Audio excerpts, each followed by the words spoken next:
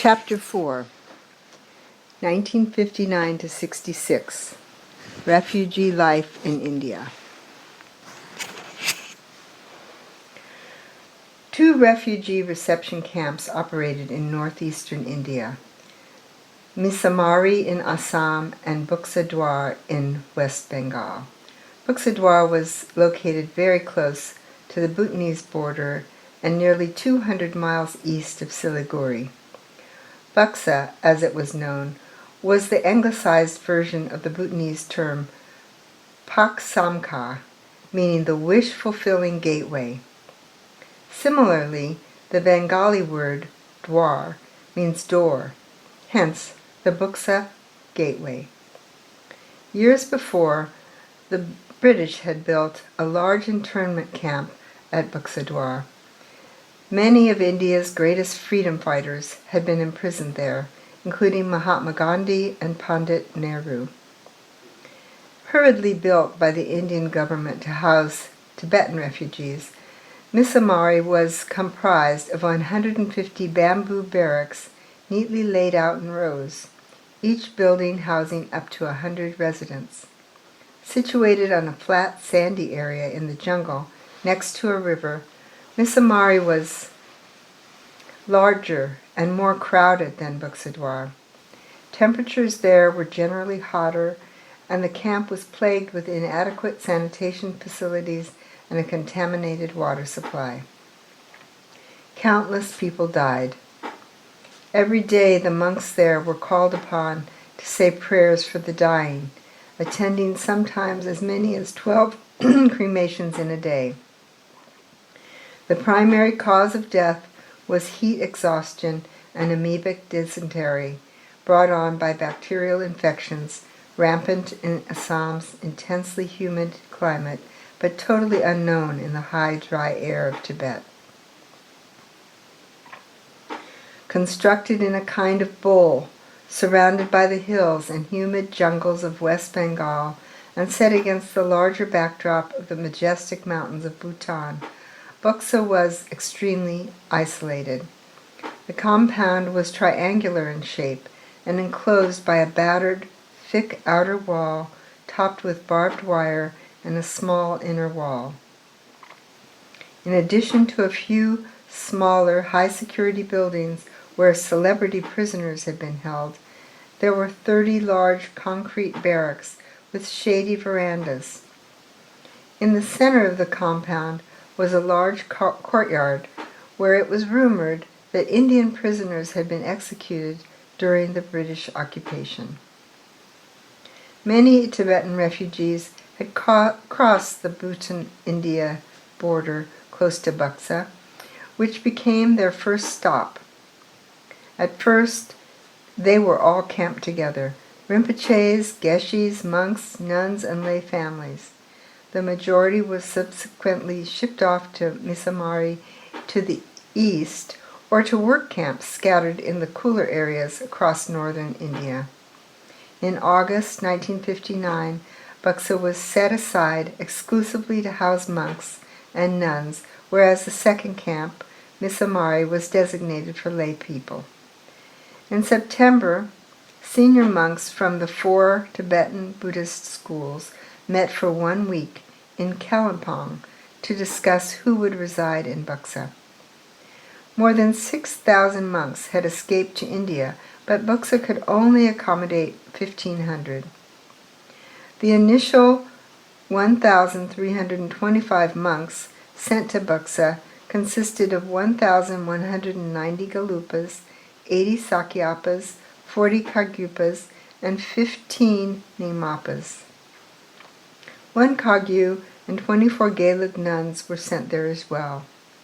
As Buxa had been designated as a monastic study center where Buddhist monks could pursue their studies and preserve and pass on their knowledge, priority was given to those already engaged in formal studies, though some just beginning their studies were also admitted. Buxa was administered by a camp director sent by the Tibetan government in exile, which was slowly being established in Missouri, His Holiness the Dalai Lama's first Indian residence. Later, it would move to Dharamsala when the Dalai Lama settled there. As the majority of monks at Buxa belonged to the Gelug school, the camp was structured along the lines of the three great Gelug monastic universities located in the vicinity of Lhasa: Sera, Ganden, and Drepung, each with its own distinctive syllabus. There were too few monks to recreate Kongsten's, but monastic life was revived as completely as possible in these dramatically changed circumstances. In the cool of the evening, the former prison courtyard roared with the shouting, stamping, and clapping of debate sessions. Buxa itself was hot, ugly, and oppressive. Many monks had escaped from Tibet disguised in layman's clothes. Others arrived in India with only thick winter robes to wear in temperatures so hot they could not even touch the walls of their shelters. Some Tibetans had sold their heavy coats as they passed through Bhutan, having been assured they wouldn't be needed in India. This turned out to be unfortunate, as many were sent to work building roads in the cooler northern regions of India. In the coming winter, thousands died from the cold in flimsy road camp shacks in snow-bound northern India. Life in Buxadwar. Upon entering India, Thupten Yeshe's entire party was sent to Buxadwar. Thupten Yeshe managed to bring with him one blanket and a single bowl, which he kept all his life. When Buxa became exclusively a monastic study camp, Thupten Yeshe and his friends were fortunate enough to be chosen to remain there. Gelug Rinpoche was also sent to Buxa. Because of his high rank, he was given the accommodation called Room 1. 37 monks from Sera J College, including Thupten Yeshe's group, set up home on the veranda of one of the huge barracks, while the Sera May monks lived inside the building. The barracks windows that faced the debating courtyard were covered with barbed wire. As the oldest member of the family, Dorje Sering had become the caretaker of the money Uncle Nawang Norbu had given them at Tulung. When they arrived at Buxa, the brothers divided it, receiving 70 rupees each. This was a substantial amount, as 2 pounds of flour cost only about half a rupee, and a big pot of rice even less. Money was something new to Thupten Yeshe. I never thought about it before, because my family and then my uncle had taken care of everything.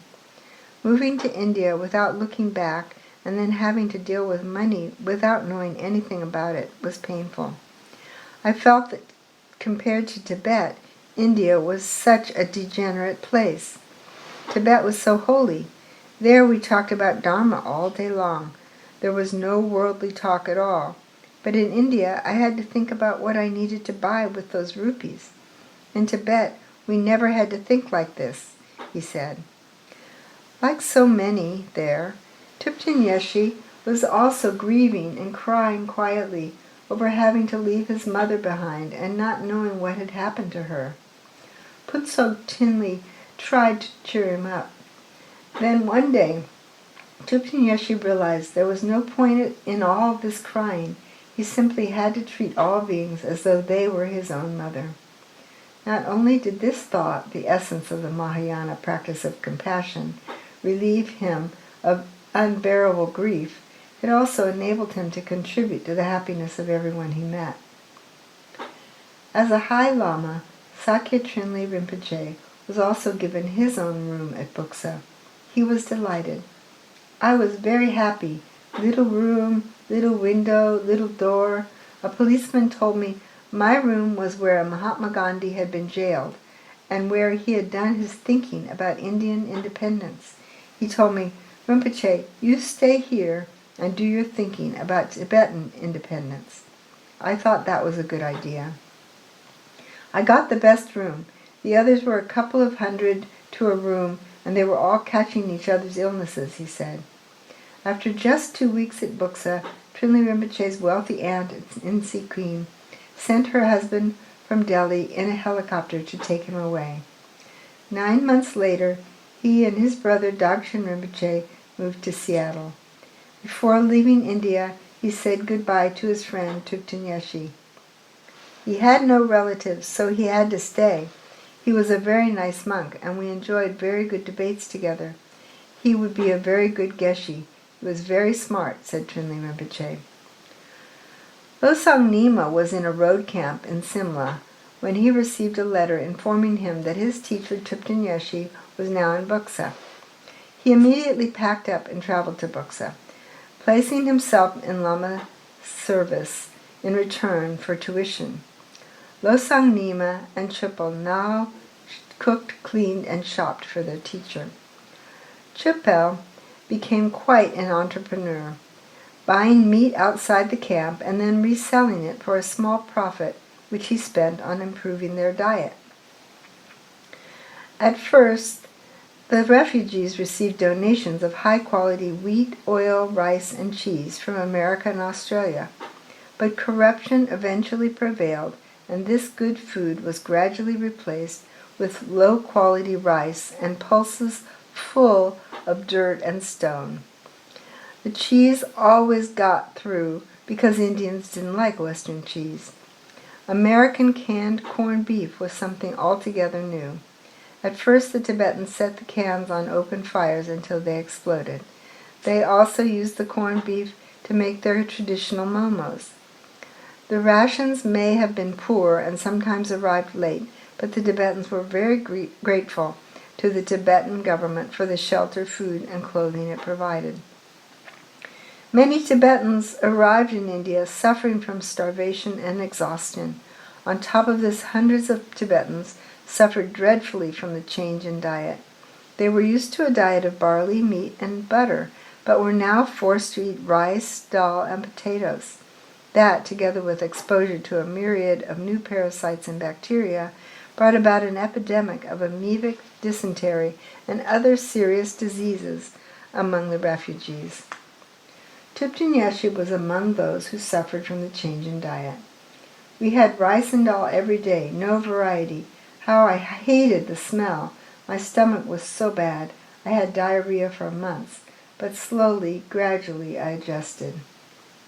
Bacterial infections, skin diseases, intestinal parasites, and tuberculosis raged through the camps. Poisonous snakes lived inside the hollow bamboo, and the summer heat was a torment. Disease was a serious problem at Buxa throughout all the years the monks resided there. As well, some suffered severe depression and succumbed to mental illnesses.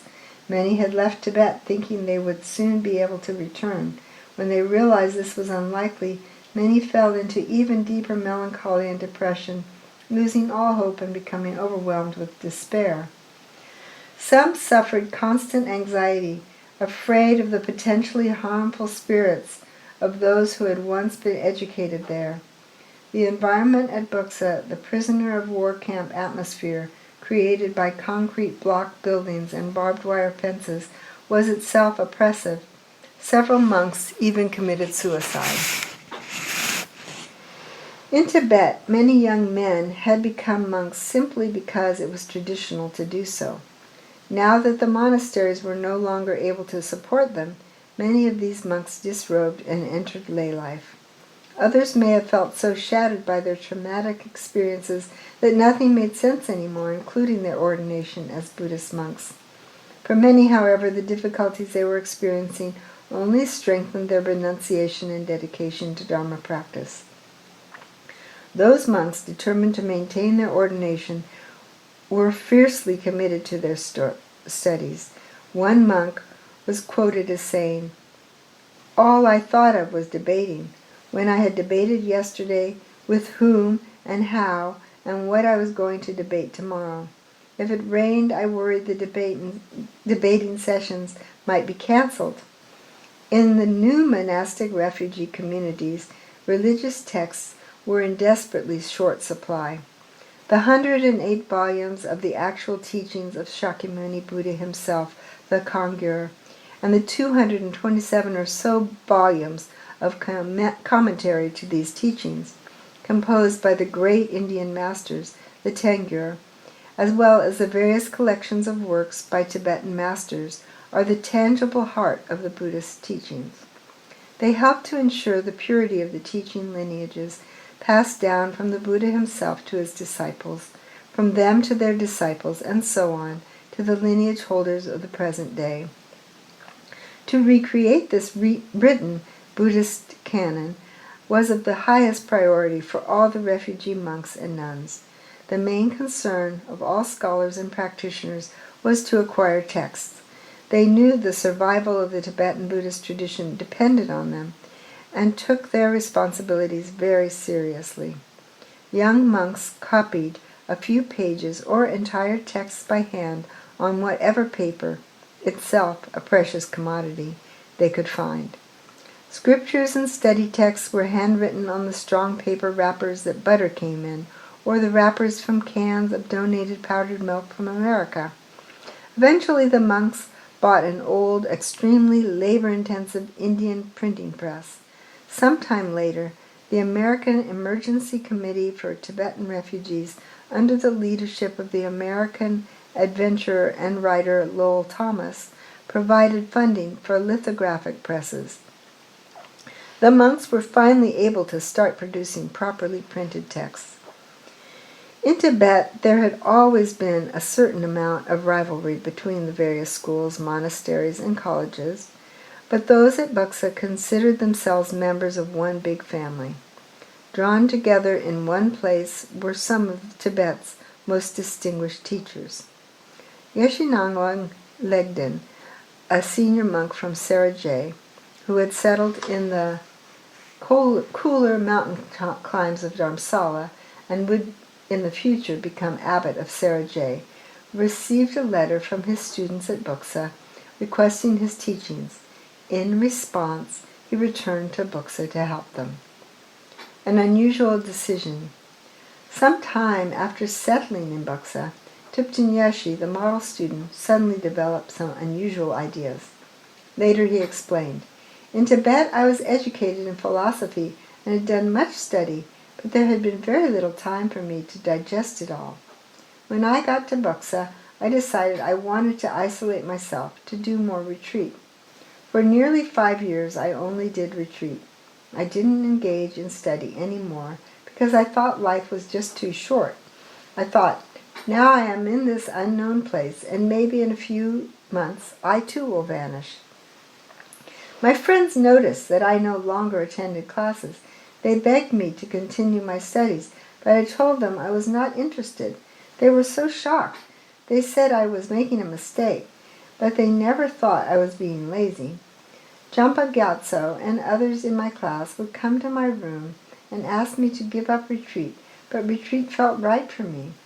No one else could know my needs. In the dormitory we were bed by bed, and people wanted to talk and talk. Sometimes I felt like I was suffocating there.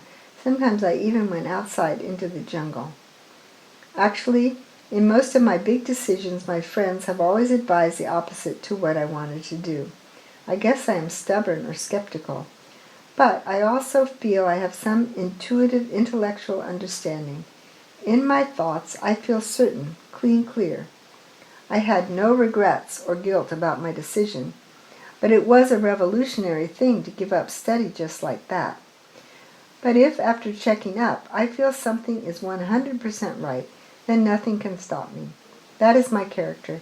It's not at all that I choose an easier way of life, so I just dropped out. By this time, Thupten Yeshi's class was beginning to study the Vinaya, the rules of monastic discipline. It was a most unorthodox step for a monk trained in orthodoxy since the age of 6 to skip the Vinaya studies. In the room next to his, a young monk loudly recited the Vinaya text every night while Thupten Yeshi listened, thinking deeply on its meaning. On the fateful day of March 20, 1959, Geshe Zopa left Sera Monastery with Kamlung Rinpoche, Gyen Tamden Rabten, and his companion Gonsar Rinpoche, and another Geshe. Thamden Rinpoche didn't receive his Geshe degree until 1964, but out of respect for his qualities, he was known earlier as Gen teacher. As Kamlung Rinpoche and Gonsar Rinpoche were both from wealthy families, they were able to obtain horses and considerable assistance on the journey to India. After 2 months at Misamari, they were sent to Dalhousie.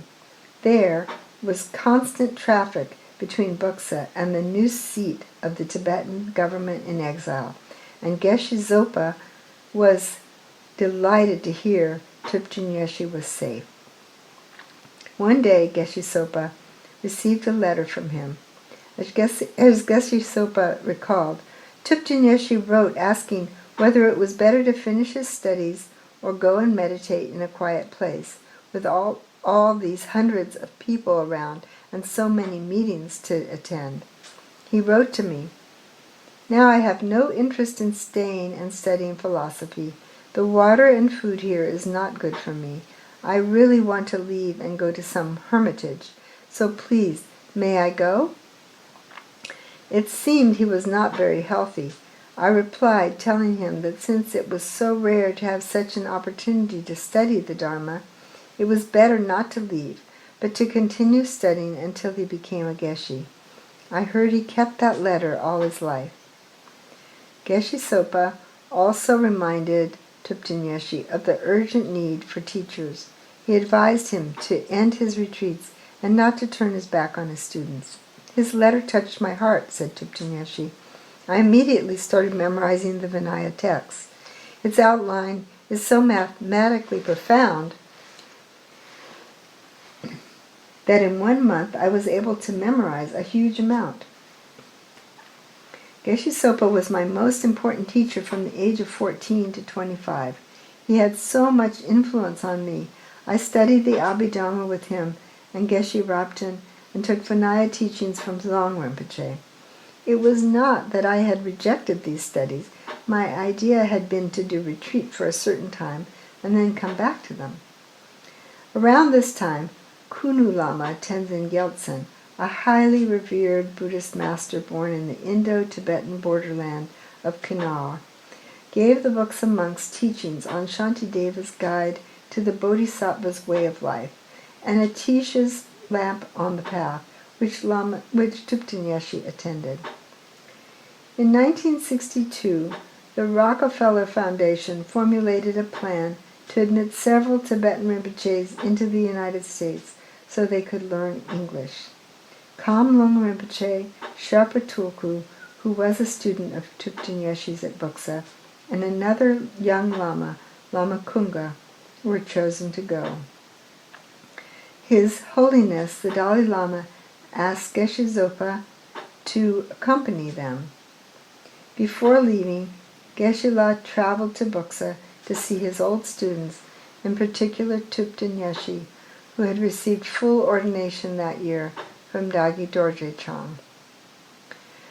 Thupten Yeshe maintained a lifelong correspondence with Geshe Sopa, who first went to the Lamaist Buddhist monastery in New Jersey, founded by Geshe Wangyal, and then to the University of Wisconsin at Madison, where in 1967 he was appointed to a teaching assistant post in the Department of South Asian Studies and later became a full professor. Learning English. Around this time, His Holiness the Dalai Lama sent a message to Buxa asking senior monks and geshes to learn modern languages, especially English, in order to promote Tibetan Buddhism in the West. Few monks were interested in learning to say more than good morning, but Thupten Yeshe had been quietly studying English for some time. His classmates teased him mercilessly over this unusual interest. They thought that studying Buddhist philosophy was the only worthwhile thing to do. "I know what I'm doing," he told them. He started coming late to morning debate sessions and sometimes didn't show up at all, said his classmate Geshe Jampa Gyatso. This is because he was up late studying English by himself. He was one of the first monks at Buxa to get hold of an English language book, which he hid under his pillow to avoid being caught. Tupten approached the study of English like a monk, memorizing the past, present, and future tenses of many words until he could say them off all by heart. Besides English, Tupten also still secretly studied Tibetan grammar and poetry at night. Soon everyone realized this monk was different from the rest. We were all living on the same veranda, and I saw how he spent the day memorizing texts. At night he pretended to go to bed, but then he got up again to study these other things, said Geshe Jampa Tekchok. A Kagyu Lama living at Buksa gave him private lessons in literature and drama, and he learned different handwriting styles from a Drepung Geshe, respected as an expert in calligraphy. Tupten class took teachings nearly every day from Geshe Rabten, and they often enjoyed picnics together outside the compound with their teacher. I feel Geshe Rabten in my heart, said Lama Yeshe many years later. I may not follow the commitments precisely, but I do as I feel. I am really trying to practice Dharma, not just sleep. In debate, he was as passionate as ever, tying the long sleeves of his chuba around his waist in place of the Zen he had left behind in Tibet. The debating courtyard was a sad place, full of ghosts and heartache in the oppressive heat and humidity.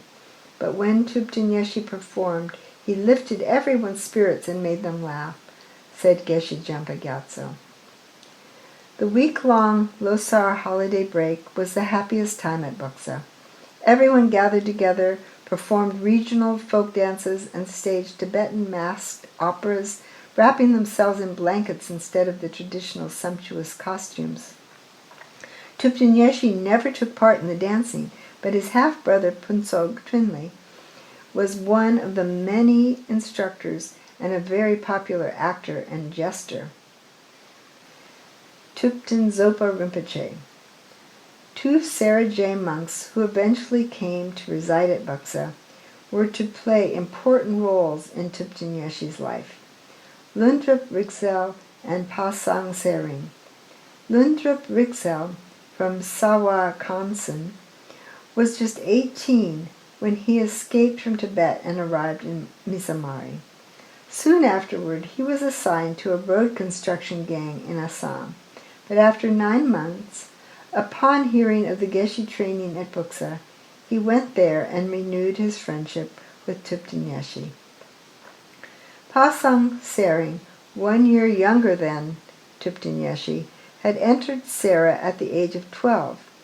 He had lived with his teacher and been unable to engage in philosophical studies because of his many household duties. He too ended up at Buksa and, like Tupten lived on the Sarajay veranda and shared its kitchen. Pasang Sering became one of Tupten debate students. Tupten was soon to meet his most devoted student, Tupten Zopa Rinpoche, a 13-year-old Sherpa Tulku from Nepal, arrived in Buksa on October 27, 1959. Zopa Rinpoche was born in the Solukhumbu region. As a young boy, he went to Domo Geshe's Dzungkar Monastery in Pagari, southern Tibet, which is close to the border. At the time of the Chinese overthrow of Tibet, the young Tulku traveling on horseback with a group of around 30 left Pagri in the middle of the night, reached Bhutan the next day, and the Indian border soon after. The group continued on to Domo Geshe's monastery in Darjeeling, but for no apparent reason the Indian chief of police did not allow Zopa Rinpoche to go with them. One monk, Gen Losang Gyatso, the boy's manager, was permitted to stay with him, and together they were sent to Buksa. Some Drepung monks suggested to Losang Gyatso that Geleg Rinpoche become his young charge's teacher, but after just 3 days, Geleg Rinpoche announced he could not be the boy's teacher and sent him to Genrapten. Zopa Rinpoche was very small. His shentab, the monk's skirt, was far too long for him, so he wore it doubled over. All the monks on the Sergei veranda lived on their beds, and Gen Rinpoche's was too high for the small boy to climb up onto. So Thupten Yeshi, whose text-laden bed was close by, would gently pick him up and pass him up to his teacher's bed. From there the boy could see Thupten Yeshi gazing up at Genrapten as he taught. I could tell this person was extremely devoted to Genrapten.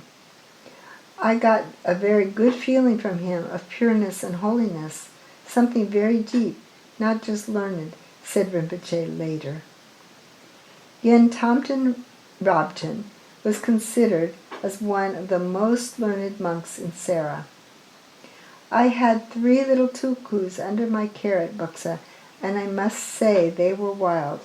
Thupten Zopa was really the most difficult of all, Geshe Rabten recalled.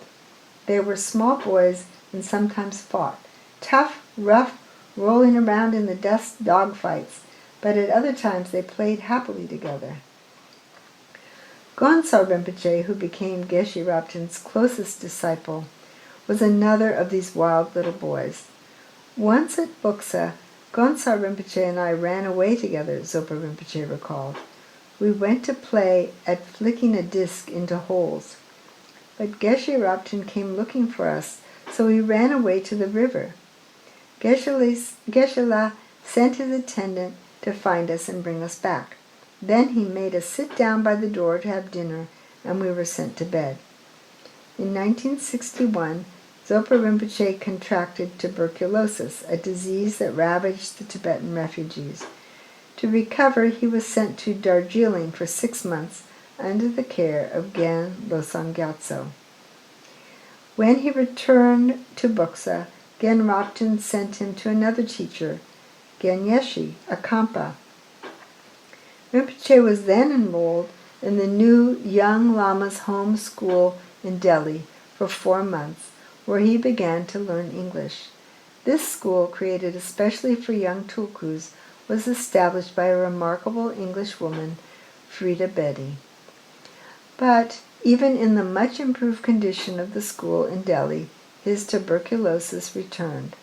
After some weeks in hospital, Zopa Rinpoche resumed his studies and a few months later returned to Buxa. In April 1963, Rinpoche went back to the Young Lama's school, which was now based in the hill station of Dalhousie. But again he was struck down with tuberculosis. While convalescing this time, he studied painting, which he grew to love. Zopa Rinpoche becomes Thupten Yeshi's student. Zopa Rinpoche returned to Buxa at the end of 1963 and resumed his studies with Gen Yeshi for 2 years before his teacher left to become a wandering ascetic. Gen Losang Gyatso now spent most of his time in Darjeeling, and so the boy was left under the care of Genrapten, who had moved into a house of his own and was extremely busy with many responsibilities.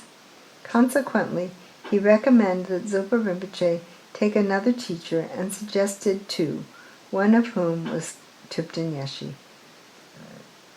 By this time, Zopa Rinpoche was living in Genrapten's house. Chupel, who had fled Tibet with Thupten Yeshi, was the class leader and lived in the next room. He encouraged the young monk to take teachings from his friend, who now also lived in the house of his own. This house had been a gift from Jampa Wangdu, who had left Buxa to become a solitary meditator. Thupten Yeshi was still taking Vinaya teachings from Genrapten and consequently saw Zopa Rinpoche often. Thupten Yeshi liked me very much. Whenever we were waiting for teachings, he held onto my belt or my shoulder. It always gave me a very good feeling, said Zopa Rinpoche. Until Buxa was restructured in 1967 to 68, monks were allowed to choose their own teachers, regardless of their lineage or school. Keenly non-sectarian, Thupten Yeshi thought this was a wonderful idea. He shared his new house with the Kargyu abbot of a Bhutanese nunnery who looked after the nuns at Buksa. Many new students came to Thupten Yeshi for teachings and advice, so he studied texts from all the other traditions as well as his own. Gyaltro Rinpoche, a Nyingmapa Lama who became close to Thupten Yeshi, said, "With him, there was none of this, my student, your student, or my teacher, your teacher. He was equally supportive of all Buddhists." Gen Ropten was asked to join His Holiness the Dalai Lama's staff in Dharamsala. Before leaving Buksa, he held a tea party for all his students, and more than 80 monks from all the various colleges attended. As one of the most learned monks to escape Tibet, this stern, stocky, authoritative figure was highly respected in the community. When he left for Dharamsala, his loss was felt by all in Buksa. At that tea party, he indicated to the monks who among them was qualified to teach at the lower, middle, and highest levels. Zopa Rinpoche now had to decide who his next teacher was going to be. By now, Zopa Rinpoche was 19 years old. Chupel more or less insisted I visit Thupten Yeshi, he said. I had gone for a walk with Chupel outside the compound to have a bath in the river. I said I didn't want to visit Thupten Yeshi and turned back toward the camp, but he kept pushing me, saying, "You must go, you must." I walked on a little bit more, but again I objected, and again he insisted. The camp was set on a hill, at the foot of which were a couple of food stalls, the school teacher's house, and a few small shops selling drinks and strange new vegetables such as cucumbers. From there the road ran up the next hill to a nice cottage where the camp's director, a Punjabi Sikh, lived. He was one of the very few people in the area with whom Zopa Rinpoche could practice his English. Above the director's house stood a large bungalow with a few associated cottages that had originally been built for servants or staff and now housed other monks, including Gen Ropten, before he left. Still higher up the hill was another large house, which had become home to the reincarnation of the great Pabonka Rinpoche and several other monks. Behind this was a tiny one-room house made of corrugated iron, possibly intended for a cook. This is where Thupten Yeshi now lived. He remained there for a few years, much of that time in retreat. His classmate Yeshi Thupten sometimes came to visit, and they would do a little village dance, hands on each other's shoulders. This hut was where Thupel brought Zopa Rinpoche. Even there at the door I objected again, although there was no particular reason. I just didn't want to go, said Zopa Rinpoche. Although I didn't have any offerings, but Chupel gave me one old, very short kata he pulled out from his pocket and put some rice and 1 rupee in my bowl. So I went in.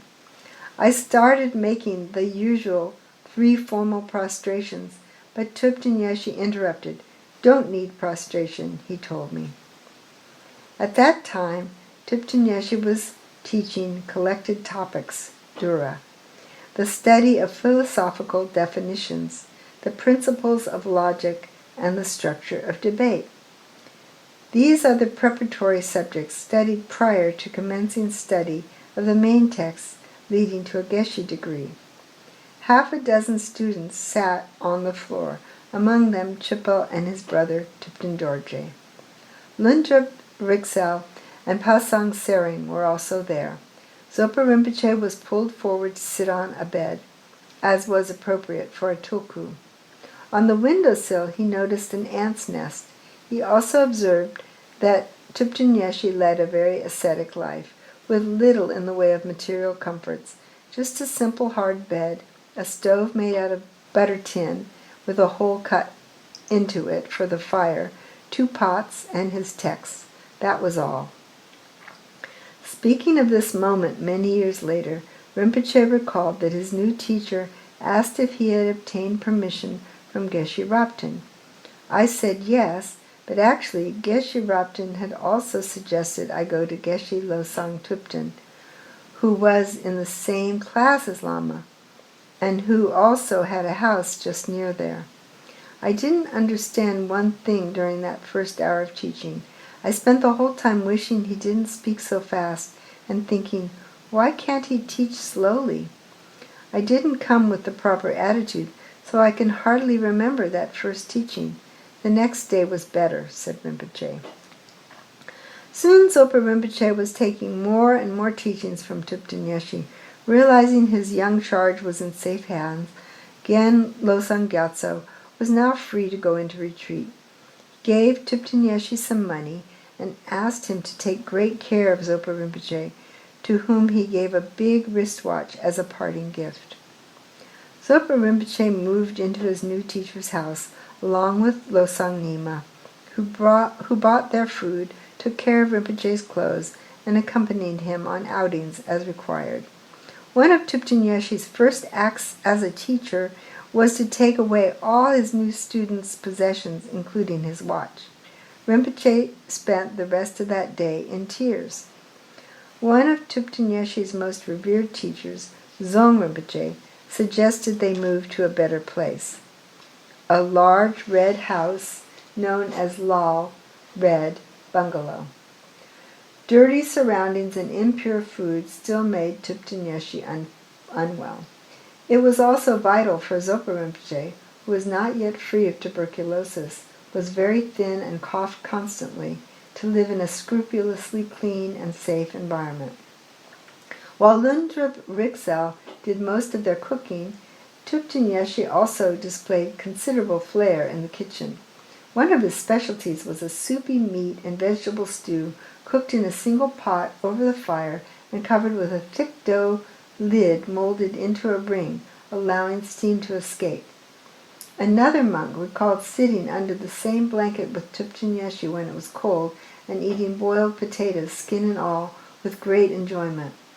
Zopa Rinpoche now shared a room with Thupten Yeshe and observed that his every spare moment was spent studying texts from all the different traditions. These lay open all around his room. On hot afternoons he let it be known that he wished to rest undisturbed. In actual fact, he only pretended to nap in the hope he would be left alone to meditate. Most of nearly every night was also spent in silent study. He frequently advised his new student to rest as well, but Zopa Rinpoche discovered that he too needed very little sleep, and soon both of them began to stay up most nights, studying scriptures and meditating together. Thupten Yeshe continued to lead an ascetic life. Whenever Pasang Sering had a little money, he turned up at Lal Bungalow with a pot of tea for his teacher, sometimes sweet Indian tea, other times Tibetan butter tea. I would put the tea in his room while he was meditating, his Zen completely covering his head. He never moved at all, recalled Pasang Sering. When I returned 2 or 3 hours later from my lesson, that's when he drank the tea, which was by then completely cold. Thupten Yeshe was finally living with someone who could help him learn English. Zopa Rinpoche's teachers at the young Lama's home school were all British, so his accent was quite good, but his method of studying another language was typically Tibetan. Zopa Rinpoche had a copy of the Sarat Chandra Das Tibetan English Dictionary. It was almost falling apart. It was written by a Sikkimese who had translated Dalai Lama's first teaching when he escaped to India. I asked my manager, Losang Gyatso, to buy me that book. I remember it was very expensive. I started memorizing the whole thing. I thought you could learn English just by collecting many words, but that turned out to be a complete waste of time, he said. The two monks also had 2 very small pamphlets on Buddhism written in English. Zopa Rinpoche read these over and over, trying to learn the new words. For his part, Thupten Yeshe copied out the entire Tibetan English dictionary into an exercise book. Late at night, Zopa Rinpoche coached his teacher. In 1966, Zopa Rinpoche lost still more weight. His cough worsened and he again succumbed to tuberculosis. From the moment he settled in India, first in Missouri and then in Dharamsala, the Dalai Lama focused the bulk of his energies on the plight of the Tibetan refugees. As it became clear that a quick return to Tibet was not going to be possible, it was necessary to see to the establishment of settlements where the Tibetans could live and eventually become self-sustaining. Such settlements would also enable them to preserve their identity, culture, language, and race. Of course, there was also the problem of finding suitable locations where monastic communities could settle. Prime Minister Nehru, apprised of the Tibetans' need, put out the word among the ministers of the less populated Indian states that large tracts of land were needed for Tibetan resettlement communities. The state of Karnataka in the south responded affirmatively, offering a large, uninhabited area of jungle in gently rolling hills just over 50 miles west of Mysore. In December 1960, the first group of between 600 and 700 Tibetan refugees left their camps in northern India to build a new home in the south. Every 6 months after that, another 500 Tibetans were sent south to join the resettlement efforts there. Everyone worked to clear jungle that had once belonged to the Maharaja of Mysore, construct houses, build roads, plant crops, and protect themselves from rampaging elephants. In early 1962, these pioneering settlers moved into new brick houses with tiled roofs in Camp Number 1, the first village of Balakupe, as the settlement came to be called. Balakupe would eventually comprise 20 such villages. This first village served as a model for nearly every Tibetan refugee village constructed in India over the next 20 years. In 1963, the Dalai Lama called a meeting of all the heads of the different Tibetan religious traditions, Buddhist and Bon, to discuss the difficulties everyone was experiencing and develop strategies to preserve and propagate the rich Tibetan cultural and religious heritage. He left the meeting convinced that a key necessity for the survival of Tibetan Buddhism would be to provide the monastic communities with suitable permanent living accommodation and study facilities. In 1966, the Council for Religious and Cultural Affairs of the Tibetan government in exile in Dharamsala became especially alarmed at the poor state of health of the monks at Buksadwar. Since 1959, 200 monks had contracted tuberculosis, and of those, 80 had died of the disease. The situation was brought to the attention of the Ministry of External Affairs, which was responsible for running the camp. A medical team was sent, and a small hospital was eventually set up. Over the following year, due to improved health care, the incidence of tuberculosis among the monks decreased. In spite of this, it became increasingly clear that the heat, humidity, and poor living conditions at Buxa continued to impair the Tibetans' health, and the true solution was to relocate the camp to a more suitable climate. Again, alternative locations were investigated. The first proposal considered by the council was a 173-acre site at Palampur in Himachal Pradesh near Dharamsala, where it was thought the monks might be able to farm. The monks objected strongly, claiming the long hours of necessary manual labor would interfere with their studies. It was possible that many were also feeling fear about trying to support themselves in a country they still knew very little about. Although they had lived in India for nearly 8 years, most monks had gone directly from the isolation of their monasteries in Tibet to the isolation of the refugee camps in India. Thus most knew little or nothing of their host country, its various peoples and languages, and its own rich culture. The plan to relocate the monasteries to Palampur was abandoned, not only because of the objections of the monks, but the amount of land was insufficient. Again, the assistance of Prime Minister Nehru, and after a further search for vacant countryside suitable for relocation, the southern Indian state of Karnataka stepped forward once more, offering 2 acres of land for every 3 monks, assistance with building construction, and a small allowance to every monk until they could become self-sufficient. It was an enormously generous offer. Recalling the previous objections of the monastic monastery, the Council for Religious and Cultural Affairs summoned all the monastery abbots to Dharamsala, where the Dalai Lama himself explained to them the need to begin a new life in self-reliant communities. They could not live on donated rations forever, and although resettlement would be hard, the benefits would be worth it. This message was taped and played at Buxa, where everyone agreed to do exactly as the Dalai Lama advised. In 1968, after re-establishing his own monastery, Namgyal Monastery in Dharamsala, the Dalai Lama also re-established Ganden, Drepung, and Saram monasteries in Karnataka in South India, initially with 1,300 monks, the final residents from Buxadwar. The refugee camp at Buxadwar in West Bengal closed. Most of the monks traveled south to their new home and the hard work of rebuilding their monasteries. Some monks were sent to Varanasi, others to Dharamsala. Thupten Yeshe's half-brothers Dorje Sering and Phuntsog Trinley, Chupel and his brother Thupten Dorje, Lundrup Drugzell and Pasang Sering all went south.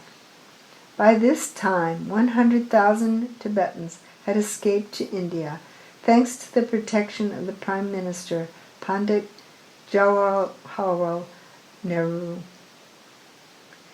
But for every Tibetan who managed to escape, at least 2 more had died en route to India, not to mention the estimated 1 million or more who died in Tibet over the next decade or so as a result of China's brutal occupation. Most of those 100,000 Tibetan refugees who had escaped India were at that time still living in India, Nepal, and Sikkim. As well, by the end of the 1960s, approximately 1,200 Tibetan refugees had resettled in Switzerland, including 180 Tibetan children who, at the request of the Dalai Lama himself, had been placed in the Pestalozzi Children's Village or with local families.